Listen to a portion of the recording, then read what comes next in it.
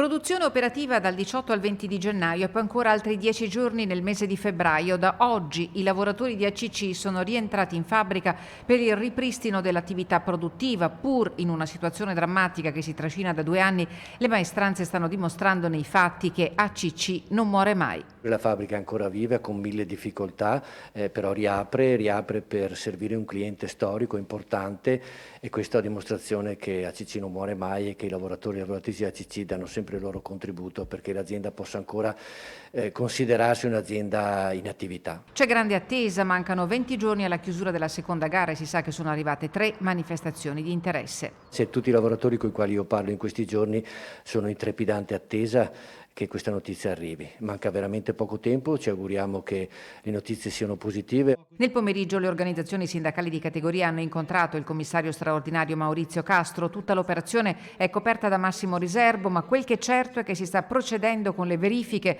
che porteranno all'offerta vincolante di acquisto e a un piano industriale per dare una soluzione definitiva alla crisi di ACC. Il piano industriale dovrà naturalmente ricomprendere anche il perimetro occupazionale, quindi noi ci auguriamo che tutti i lavoratori oggi in forza ACC siano ricollocati nella nuova azienda e dovremo capire che tipo di proposta, che tipo di piano industriale avrà questa nuova azienda, se vorrà continuare a produrre i compressori oppure ci sarà un piano di completa riconversione dell'azienda. Se tutto ciò accadrà e le premesse lasciano ben sperare, seguirà una trattativa con i nuovi proprietari per le migliori soluzioni sia industriali che occupazionali per ACC.